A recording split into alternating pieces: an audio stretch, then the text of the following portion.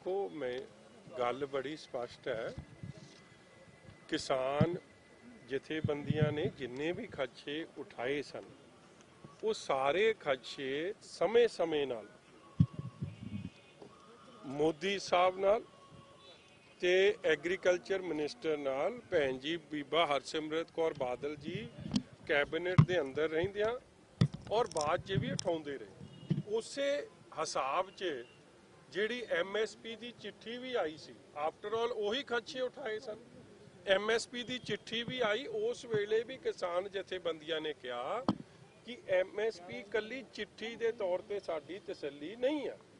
और असी भी फिर एक गल कही कि जे सारिਆਂ ਦੀ इस गल ते तसल्ली नहीं होंदी तो श्रोमणी अकाली दल भी इस गल ते तसल्ली नहीं प्रगटा सकता, क्योंकि खदशे वख-वख जथेबंदियां किसान उठा रहे हैं। और अखीर च उहदा सिट्टा यही निकलिया कि जो मोदी साहब ने 2013 च गल कही सी एज चीफ मिनिस्टर रहिंदियां कि MSP एक स्टैचूटरी राइट बने, कानून बने, एक अधिकार बने।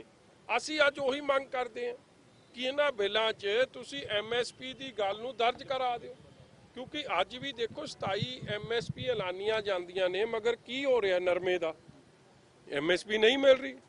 गन्ने दे भाव 300 करोड़ हले तक देने वाला कला इत्थों का, टोटल देश का देखिए तो शायद 12-15 हज़ार देने वाला, क्योंकि जब बंदा प्राइवेट के वस पै जाता, किसानों के ही खदशे कि जदों प्राइवेट के वस पै जाओ फिर थोनू हैरेसमेंट होंदी है, थोनू सही मुल नहीं मिलते। अज बासमती दे 1509 के रेट कित्थे जा डिगे, हज़ार रुपए घट मिल रहे, 1700 मिल रहे। सो ये सारे गल्लां दा निचोड़ एक है।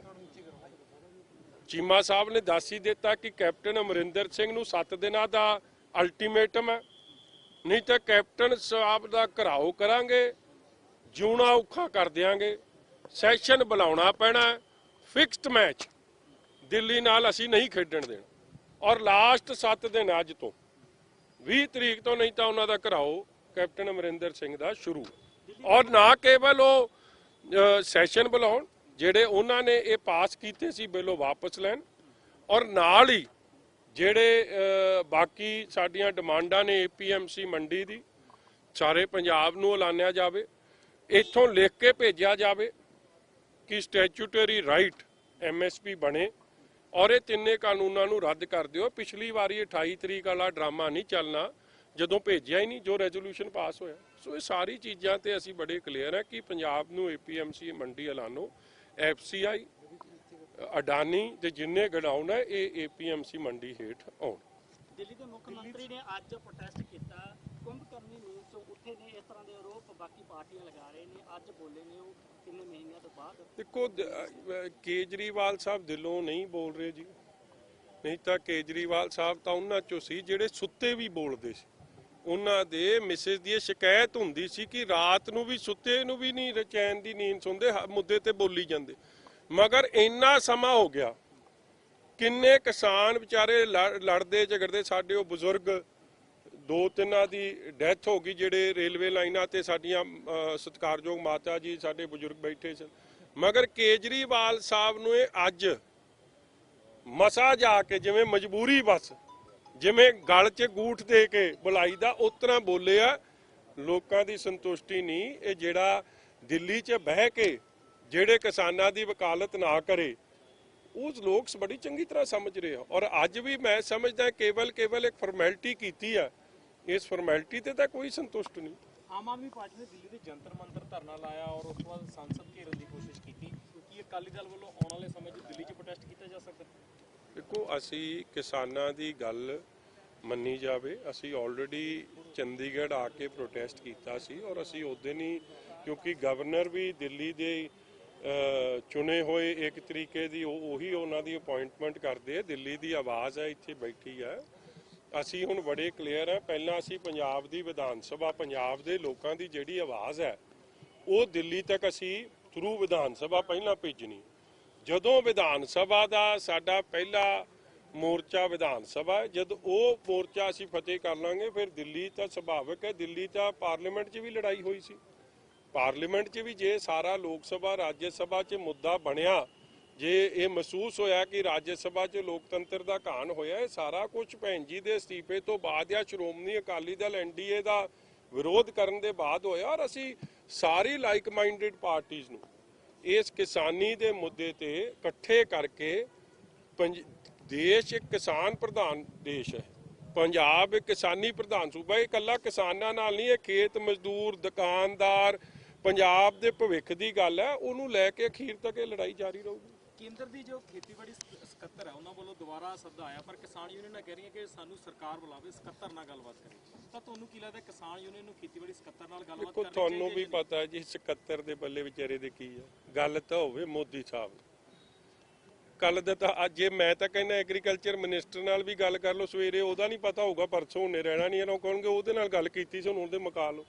ਗੱਲ ਤਾਂ ਕੱਲੀ ਪ੍ਰਧਾਨ ਮੰਤਰੀ ਸਾਹਿਬ ਦੀ ਗੱਲ ਦਾ ਕੋਈ ਮੈਂ ਕਹਿ ਸਕਦਾ ਵਜਨ ਹੈ, ਬਾਕੀ ਤਾਂ ਪੱਪਟ ਵਾਲਾ ਕੰਮ ਹੈ ਜੀ। ਕੁਝ ਹੋਵੇ ਨਾ ਹੋਵੇ, ਕੱਲ ਲੱਭੇ ਨਾ, ਜਿਵੇਂ ਤੁਸੀਂ ਆ ਕੱਲ ਕੋਈ ਛੱਡ ਕੇ ਕੋਈ ਜੀ ਵਾਲੇ ਨੇ ਅੱਜ ਮੇਰੇ ਤਪਨ ਨੇ ਸਵਾਲ ਪੁੱਛ ਲਿਆ, ਕੱਲ ਰੱਬ ਕਰੇ ਤਰੱਕੀਆਂ ਕਰੇ, ਮਗਰ ਕੱਲ ਜੇ ਇੱਧਰ ਉੱਧਰ ਹੋ ਗਿਆ ਤੇ ਅਸੀਂ ਕਿਹਨੂੰ ਲੱਭਦੇ ਫਿਰਾਂਗੇ?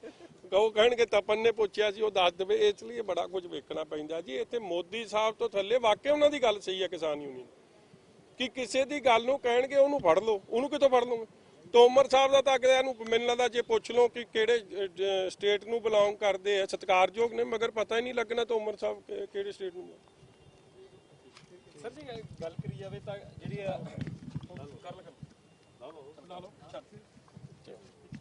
ਜਿਹੜੀ ਕੇਂਦਰ ਸਰਕਾਰ ਹੈ, ਕੇਂਦਰ ਸਰਕਾਰ ਲਗਾਤਾਰ ਕਰੀ ਕਿ ਕਿਸਾਨ ਸਾਡੇ ਨਾਲ ਆ ਕੇ ਮੀਟਿੰਗ ਤੁਸੀਂ ਕਰਨ। ਮੇਰੇ ਨਾਲ ਨਾ ਕੋਈ ਕਾਂਗਰਸ ਦੀ ਗੱਲ ਪੁੱਛ ਲਓ, ਉਹਨਾਂ ਦੇ ਮੇਲਾ ਮੂਲਾ ਹੋਇਆ ਸੀ, ਮੇਲੇ 'ਚ ਕੀ ਕੌਣ ਲੁੱਟ ਕੇ ਲੈ ਗਿਆ ਉਹ ਪੁੱਛ ਲਓ, ਕਿਹੜੇ ਕੰਮ ਨੂੰ ਪਏ ਮੈਂ। ਸਿੱਧੂ ਤੇ ਦੱਸ ਦਿਓ ਜੀ, ਨਵਜੋਤ ਸਿੰਘ ਸਿੱਧੂ ਲਗਾਤਾਰ ਚਰਚਾ ਤੇ ਪਾਰਟੀ ਚੋਂ ਬਾਹਰ ਨਹੀਂ, ਮੇਰੇ ਦੱਸਣ ਵਾਲੀ ਕੋਈ ਗੱਲ ਰਹਿ ਗਈ? ਗੱਲ ਤਾਂ ਤੁਸੀਂ ਦੱਸੋ। ਦੱਸੋ, ਰੰਧਾਵਾ ਸਾਹਿਬ ਨੂੰ ਦੱਸਣਾ ਪੈ ਗਿਆ ਕਿ ਮੈਂ ਗਧਾ ਨਹੀਂ, ਇਹ ਸ਼ੁਕਰ ਹੈ।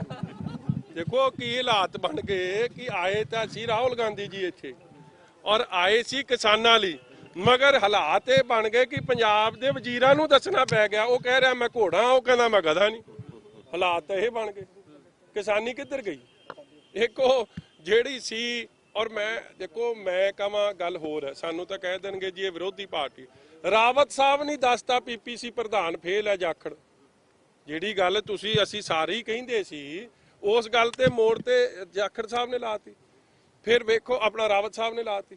ਫਿਰ ਕਹਿੰਦੇ ਕਿ ਨਾਂ ਕਿਹਦਾ ਲੈ ਤਾ? ਰਾਹੁਲ ਗਾਂਧੀ ਜਾ ਕੇ ਕਹਿੰਦਾ ਕਿ ਰਫੇਲ ਸਕੈਮ ਹੈ, ਤੇ ਇਹਨਾਂ ਨੇ ਕਹਿਤਾ ਸਿੱਧੂ ਰਫੇਲ ਹੈ, ਤੇ ਮਤਲਬ ਇਹ ਗੋਰਖ ਧੰਦਾ ਹੀ ਆ।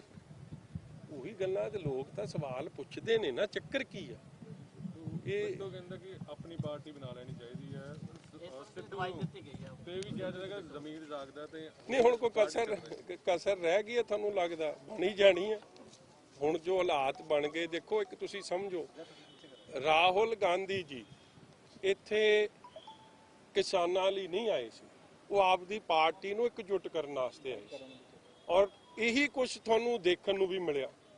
ਮਗਰ ਇਹ ਕਿੰਨੇ ਕੁ ਇਕੱਠੇ ਨੇ, ਕੀ ਪਾਰਟੀ ਦੇ ਕਾਂਗਰਸ ਪਾਰਟੀ ਦੇ ਹਾਲਾਤ ਬਣੇ ਆ ਉਹ ਤੁਹਾਨੂੰ ਸਪਸ਼ਟ ਹੋ ਗਿਆ। ਰਾਵਤ ਸਾਹਿਬ ਇੱਕ ਫਾਰਮਰ CM ਨੇ, ਕਿੰਨੇ ਦਿਨ ਉਹਨਾਂ ਨੇ ਜਿੰਨੇ ਵੀ ਕਿਸੇ ਕਿਸਾਨੀ ਦੀ ਗੱਲ ਕੀਤੀ, ਸਾਰਾ ਦਿਨ ਇਹੀ ਗੱਲ ਕੀਤੀ ਕਿ ਇਧਰੋਂ ਰਫੇਲ ਆ ਗਿਆ, ਉਧਰੋਂ ਕੋ ਕਹਿੰਦਾ ਨਹੀਂ ਜੀ, ਰਾਹੁਲ ਗਾਂਧੀ ਕਹਿੰਦਾ ਰਫੇਲ ਤਾਂ ਘਪਲਾ। ਤੇ ਕੀ ਆ ਗਿਆ ਕੀ ਨਹੀਂ ਆ ਗਿਆ, ਇਹਨਾਂ ਨੇ ਕਿਹਨੇ ਦੇ ਸਿਰ ਤੇ ਡਿੱਗਣਾ, ਕੀ ਕਰਨਾ, ਤਾਂ ਇਹ ਸਾਰਾ ਕੁਝ ਤੁਹਾਡੇ ਸਾਹਮਣੇ ਹੈ। ਕੋਈ ਕਿਸੇ ਮੰਤਰੀ ਨੂੰ ਇਹ ਦੱਸਣਾ ਪੈ ਜੇ ਕਿ ਮੈਂ ਕਿਹੜਾ ਗਧਾ, ਹੋਰ ਕਿਹੜੇ ਕਿਦਾਂ ਆਪਾਂ, ਹੋਰ ਕੀ ਹਾਲਾਤ ਬਣਨੇ ਪੰਜਾਬ ਦੇ? ਗੱਲ ਕਿਸਾਨੀ ਦੀ ਕਰਨੀ ਸੀ, ਇਹ ਦੱਸਦੇ ਫਿਰਦੇ ਕਿ ਮੈਂ ਬੰਦਾ ਕਿ ਜਾਨਵਰ। ਇਸ ਲਈ ਰੱਬ ਇਹਨਾਂ ਨੂੰ ਸਮੱਤ ਬਖਸ਼ੇ। ਚਲੋ ਨਾ ਇਹ ਲੋੜ ਪਵੇ ਦੱਸੇ, ਮਗਰ ਚੰਗਾ ਦੱਸਦਾ, ਸਾਨੂੰ ਤਾਂ ਕਈਆਂ ਨੂੰ ਭੁਲੇਖਾ ਸੀ, ਨਿਕਲ ਗਿਆ। ਸਰ BJP ਦੇ ਆਗੂ ਕਹਿ ਰਹੇ ਜੇ ਕਹਿੰਦੇ ਕੇਂਦਰ ਨਾਲ ਮੁਲਾਕਾਤ ਕਰਨੀ ਹੈ ਤਾਂ BJP ਦੇ ਲੀਡਰਾਂ ਜਰੀਏ ਹੋ ਸਕਦੀ ਹੈ, ਸਿੱਧੀ ਸਰਕਾਰ ਕੌਣ ਜੀ? ਉਹਨਾਂ ਦੇ ਕੱਲ ਸਾਡੇ ਜੀ ਜੋ ਸੁਜੀਤ ਕੁਮਾਰ ਜੀ ਉਹਨਾਂ ਨਾਲ ਗੱਲ ਹੋਈ ਹੈ। ਚਲੋ ਮੈਂ ਤਾਂ ਦੇਖੋ ਜੈਨੀ ਸਾਹਿਬ ਦਾ ਮੇਰੇ ਤਾਂ ਉਹਨਾਂ ਦਾ ਸਤਿਕਾਰ ਕਰਦਾ, ਸਾਡੇ ਮਤਭੇਦ ਨੇ, ਮਗਰ ਉਹਨਾਂ ਨੂੰ ਪੁੱਛਿਓ ਉਹਨਾਂ ਨੂੰ ਮਿਲੇ ਕਿੰਨਾ ਚਿਰ ਹੋ ਗਿਆ ਮੋਦੀ ਸਾਹਿਬ ਨੂੰ। ਮੇਰੇ ਕੋਲ ਜੋ ਖਬਰ ਹੈ ਇਹਨਾਂ ਨੂੰ ਮਿਲੇ ਨੂੰ 10 ਸਾਲ ਹੋ ਗਏ, ਸਟੇਜ ਤੇ ਭਾਵੇਂ ਮਿਲੇ। ਇਸ ਲਈ ਤੁਸੀਂ ਨਾ ਪੋਏ ਚੱਕਰ 'ਚ, ਐਵੇਂ ਤੁਹਾਡਾ ਵੀ ਧਰਨਾ ਵੱਜੂ, ਤੁਸੀਂ ਗੱਲ ਕਰ। ਮੈਂ ਤਾਂ ਅੱਜ BJP ਸਾਰੀ ਲੀਡਰਸ਼ਿਪ ਨੂੰ ਬੇਨਤੀ ਕਰਦਾ, ਤੁਸੀਂ ਕਿਸਾਨਾਂ ਨਾਲ ਖਲੋ। ਠੀਕ ਆ, ਪਾਰਟੀਆਂ ਆਪਣੀ ਥਾਂ ਜੋ ਮਰਜ਼ੀ ਹੈ, ਮਗਰ ਪਹਿਲਾਂ ਤੁਸੀਂ ਪੰਜਾਬੀ ਹੋ, ਤੁਸੀਂ ਪੰਜਾਬ ਨਾਲ ਖਲੋ। ਪੰਜਾਬ ਦੀ ਜਿਹੜੀ ਮੰਗ ਹੈ ਪੰਜਾਬੀ ਸਾਡੇ ਨੌਜਵਾਨਾਂ ਦੀ, ਬਜ਼ੁਰਗਾਂ ਦੀ, ਤੁਸੀਂ ਉਹਨਾਂ ਨਾਲ ਖਲੋ। ਪਾਰਟੀ ਭੂਟੀ ਮਗਰੋਂ ਪਹਿਲਾਂ ਪੰਜਾਬ ਇੱਕ ਖੇਤੀ ਪ੍ਰਧਾਨ ਸੂਬਾ, ਨਾ ਚੱਕਰ ਚ ਪਓ। ਕਰਤਾਰਪੁਰ ਸਾਹਿਬ ਕੋਰੀਡੋਰ ਖੋਲ੍ਹਣ ਦੀ ਵੀ ਮੰਗ ਲਗਾਤਾਰ ਪੰਜਾਬੀ ਵੀ ਕਰ ਰਹੇ ਨੇ, ਤੁਸੀਂ ਵੀ ਜਾ ਕੇ ਆਏ ਹੋ, ਤੁਹਾਨੂੰ ਲੱਗਦਾ ਕਿ ਹੁਣ ਹੋਰ ਦੇਰ ਖੋਲ੍ਹਣਾ ਚਾਹੀਦਾ ਜੀ ਇਮੀਡੀਏਟਲੀ। ਮੈਂ ਸਮਝਦਾ ਜੇ ਸਾਰੇ ਗੁਰਧਾਮ ਖੁੱਲ ਗਏ ਜੀ, ਜੇ ਕੋਈ ਇਹੋ ਜਿਹਾ ਗੁਰਧਾਮ ਨਹੀਂ ਅੱਜ ਦੁਨੀਆ ਭਰ 'ਚ ਸਾਡੇ ਦੇਸ਼ 'ਚ ਜਿੱਥੇ ਜਾਣ ਦੀ ਕੋਈ ਪਾਬੰਦੀ ਹੈ।